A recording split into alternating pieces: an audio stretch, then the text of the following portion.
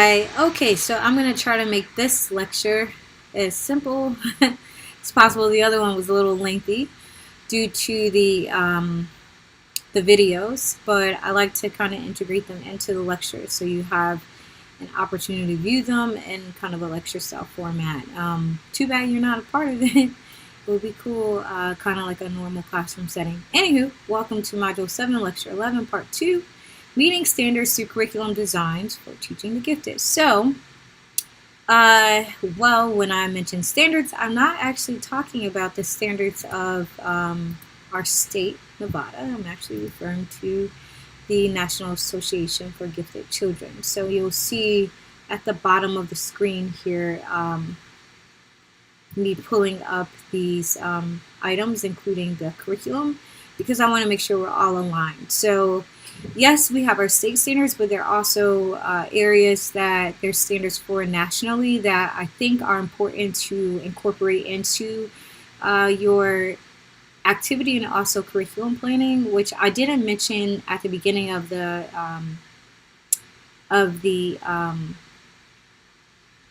modules where you were designing your curriculum activities, because I wanted to let you first practice how you would best integrate gifted education into your current standards and your current teaching environment. So now that you've had an opportunity to do that, you can now go back and kind of integrate what some of these standards are, and a lot of them already match what you're currently doing. So for the first thing, a few things to keep in mind.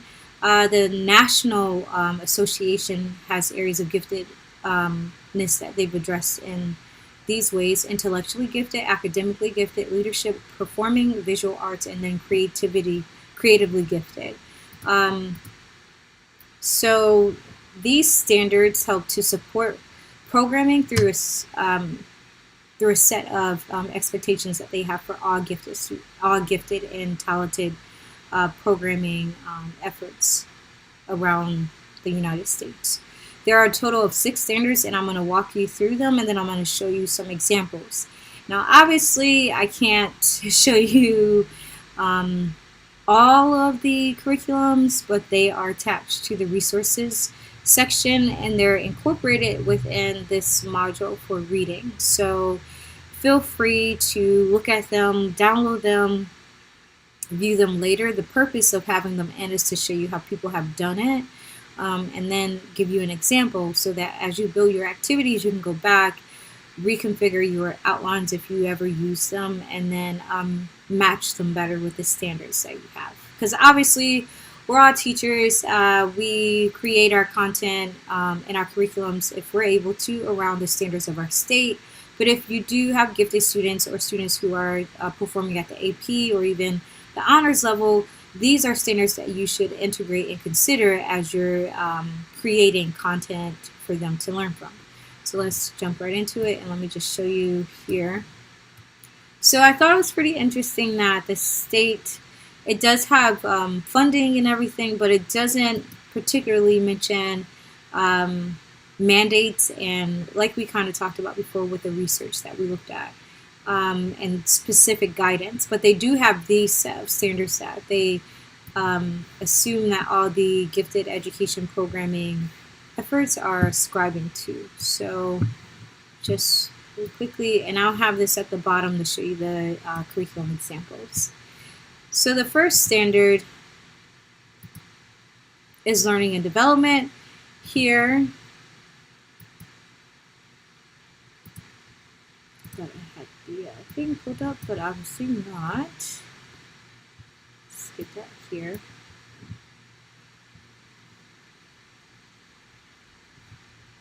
So here the expectation is that educators recognize the learning and developmental differences of students with gifts and talents while promoting ongoing self-understanding, awareness of their needs, and cognitive and affective growth of these students in school, home, and community settings to ensure specific student outcomes. So here, the focus is on the environment and how you use the environment to develop the intended outcomes of these attributes here. Next, we have standard 2, Just give me a moment. I'm going to pull up the standards. That's what I was over here looking for. I kind of lost them along the way. Let me see.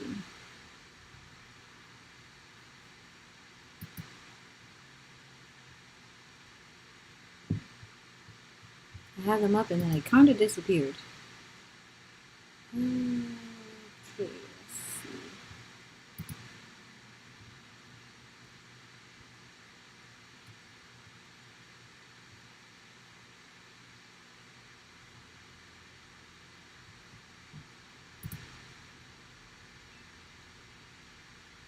Okay, here they are. So this is what I'm looking at, and this is what, sorry about that long pause. I had it up, but then I lost the document. It's probably somewhere. I have a lot of attachments at the bottom. So here's what I'm looking at when I'm speaking about the standards. So they have it structured for grades pre-K through 12. And they're situated in a way that anyone who is developing programming for gifted education can use it. So here are the outcomes that are expected. So if we look at standard 1 before we move on to standard 2 in assessment, it says self-understanding is evident. Evidence that is the educators engage students with gifts and talents in identifying interests, strengths, and gifts. Educators assist students with gifts and talents in developing identities supportive of achievement. So it has a whole list of things that goes from cognitive awareness to affective growth and self-understanding. So these things are probably areas that you indicate already, but this is kind of powerful because if you align them, you can really serve your gifted student and show your administrators or through demonstration of your talents that you're purposefully and intuitively trying to utilize national standards of gifted education in a aligned way to your curriculum. So let's go into standard 2, which is that the assessments provide information about identification, learning process, progress, and outcomes, and evaluation of programming for students with gifts and talents in all domains. So this would mean using like the total talent portfolio thing that we had.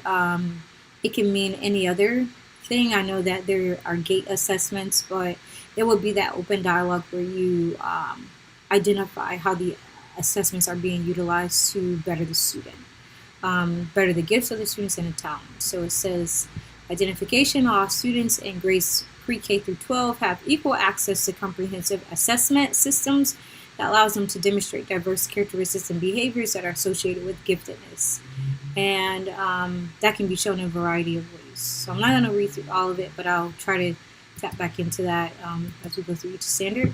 Standard 3, curriculum planning and instruction. Educators apply the theory and research-based models of curriculum instruction related to students with gifts and talents and respond to their needs by planning, selecting, adapting, creating culturally relevant curriculum and by using a repertoire of evidence-based instructional strategies to ensure specific student outcomes. So you've learned a little bit of those strategies, but this is about intentionality and how you plan the curriculum for gifted students. So this will mean for someone in an inclusive setting that you're utilizing some of the approaches that I've seen some of you use within your suggested activities.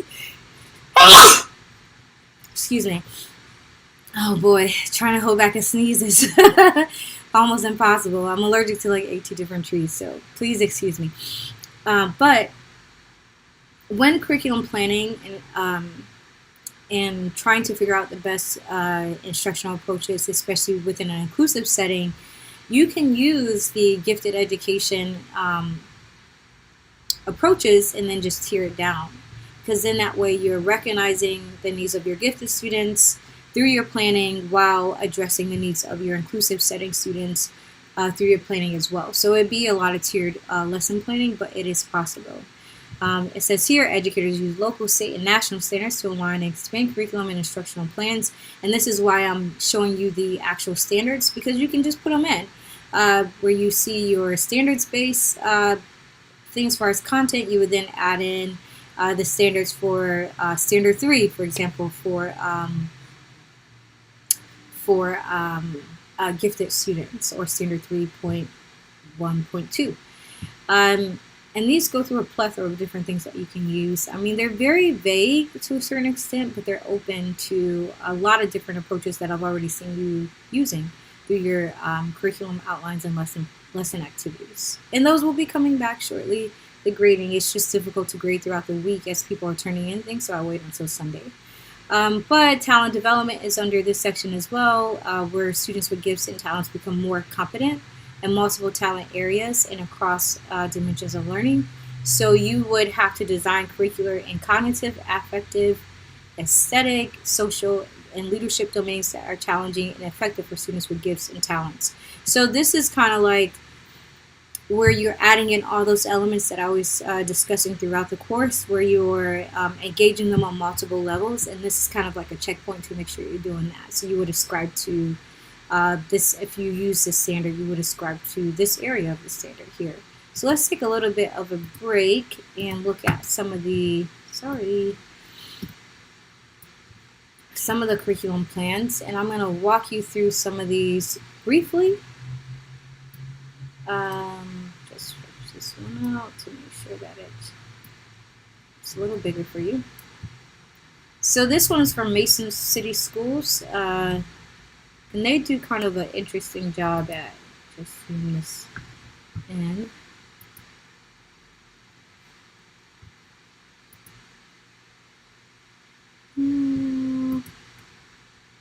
Let's see, where's that? Here we go. Let me just move this. Try to zoom in a little bit because it's kind of hard to look at in that small angle. So they have outlined, this is their curriculum overview, kind of like some of the things that you were creating. The outline would then produce the overview, which would then you produce the whole flat out thing. So there's two different ways you can do that. But let's see, when we look at their goals are aligned with the standards that you just saw: information processing, problem solving, critical thinking, communication, and responsibility. And then they go into grade level. So here's how they have overarching themes that teach those standards. So global citizenry, great thinkers, they have characteristics and strategies of great thinkers as problem solvers. And then they go, so it's by grade level, but they develop certain character aspects of the students through each level: characteristics, elements, and strategies of design, and then global problem solvers. So by the 6th grade, they're really infused in all those 3 areas that are kind of assessed here, if we look at it, and kind of still brought out through so many of the other elements within the curriculum and planning. So if we look here, there's a modification and replacement of core or standard curriculum to meet the needs of students with gifts. So this is where you put that in. So you'd add a kind of sub context to your units, where you would literally be planning for gifted students while planning for your mainstream students. And you would integrate, so the projects could be used for all of them, but you will purposefully integrate these areas, which is what they did with their gifted education programming, to ensure that they're meeting the needs of the students. So a cool thing would be kind of like if you planned out a whole entire curriculum overview for your gifted students, and then you integrated levels within that for your general education students, and also those who have IEPs and 504s. This is a whole comprehensive gifted and talented plan, and this is from Hollingsville Independent School in Texas. So this plan is pretty interesting, but I just wanted to show you. So each of the programs I thought was pretty interesting. They actually define gifted education, or define giftedness within their own right. They give characteristics, general characteristics, and also specific ones, and then they tell you exactly what and how they're going to use these. So I'm presenting these to you for a variety of reasons.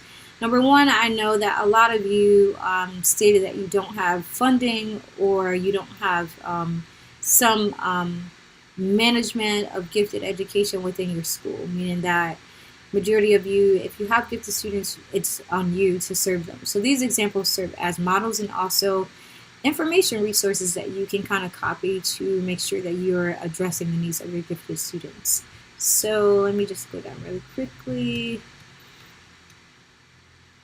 So they adapted a whole curriculum overview that aims to address at the levels of K through 12. So their program specifically moves through the ranges of the students' typical education. And I'll just show you, they spread out all the dimensions and have dimensions of critical thinking, as well as research skills, affective skills, and then they bring them into actual. So this is what I wanted to give you as a gift, because you're creating activities now. So these have been identified as products of what those goals are. So you have them split up into visual, oral, written, and kinesthetic, which I thought was super awesome, fine. And then they have them for 6 through 12 as well. So please use this.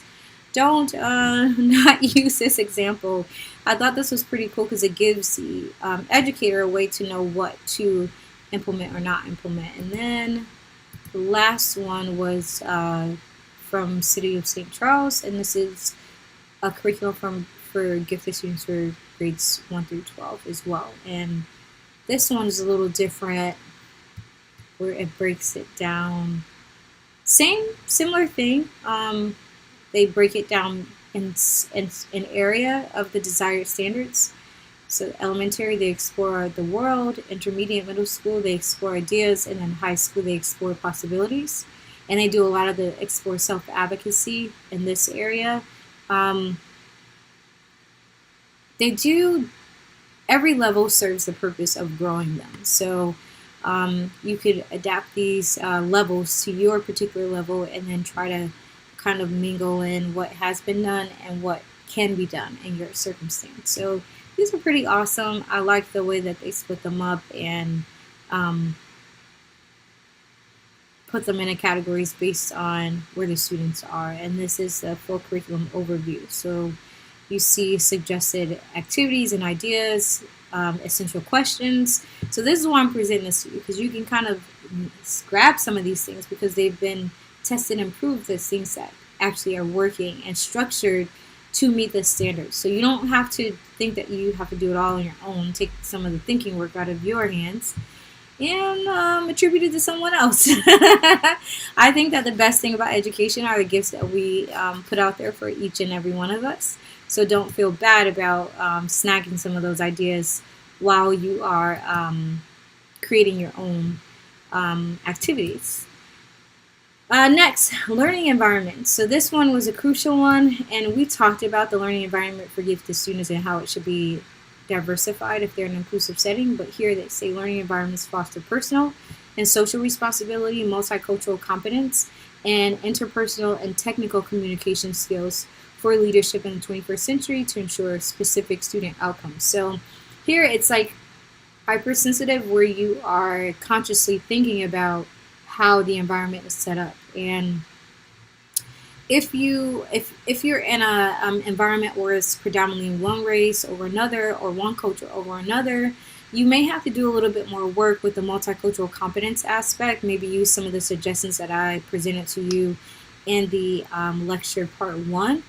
But it is expected that they have the exposure to multicultural elements, and also they develop a sort of cultural competence, because it is the expectation within 21st century thinkers that they are not unprepared to deal with diversity in a not a tolerant way, but an acceptance of difference way. So it's kind of important that you figure out how to integrate multicultural competence within the curriculum, and the standard makes it a little easy, where it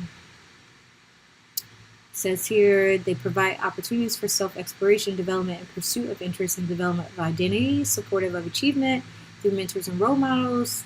Educators create environments that support trust among diverse learners. So It's basic things. Cultural competence looks at educators' model appreciation for and sensitivity to students' diverse backgrounds and languages.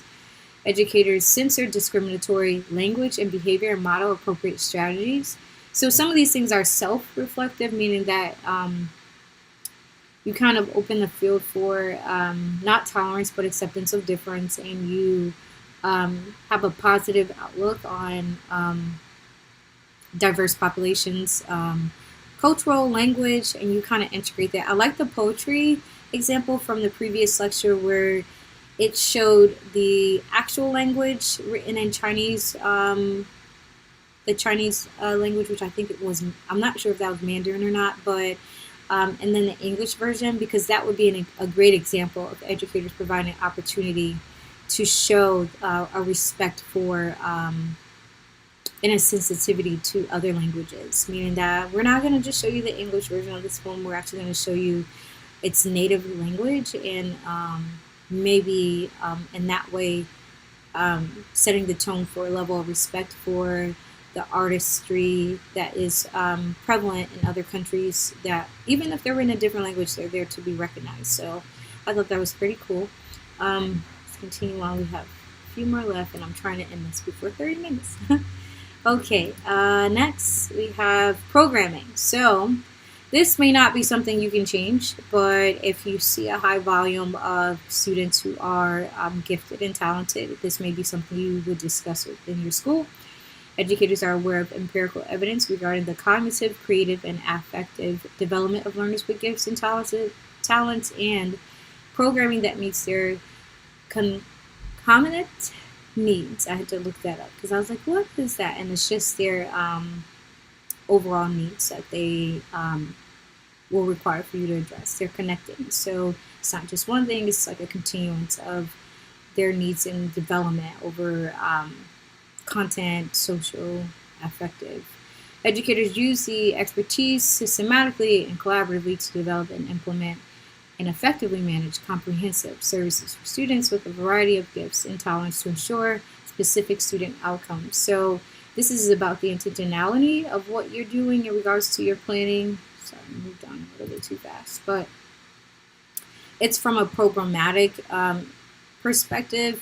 From a classroom dynamic, you may not be able to really address standard 5, but if you are able to kind of partner with schools that offer gifted education intentionally and have a curriculum, or their gifted education school or talent school, that you can see about aligning your programming in your smaller space into this larger space. Now, I know that you are teachers and you're already busy. It's just some ideas that you can consider, but here it's about programming and making sure things are aligned. Last but not least, the sixth one is professional development, and this is also a challenge if you are in a area that does not, when I say area, I mean school setting that does not provide professional development for gifted education. There are online options. There are online certificates for you to get GATE certified. There are options for you to extend your licensure for AP and honors courses. I would recommend kind of adding those accolades to your certification because, truthfully speaking, you're always going to have a variety of students that fall between general education, lower performance, and the higher end of performance, and then gifted and talented. So really, because the spectrum is always going to be so wide, why not, complement your certification with that so that you can show the range that you're able to match within your classroom. So this is something that I'm considering doing over the summer, which is adding this to my actual certificate, AP and honors, because there's no one student. We all teach diverse students, and just because our schools may not acknowledge the giftedness in a way in which we need to in the classroom, it doesn't mean that we shouldn't. So if you're in a general education classroom with a student who's gifted, you still have to meet, or you should still create an environment where their talents and gifts can come out, even if they're only talented in performance in arts or sports. Things to consider for future curriculum design: review and assess your current learning environment.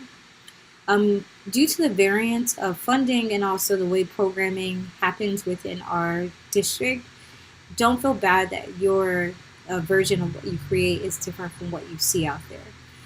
Integrate examples from strong models. That's why I presented those to you.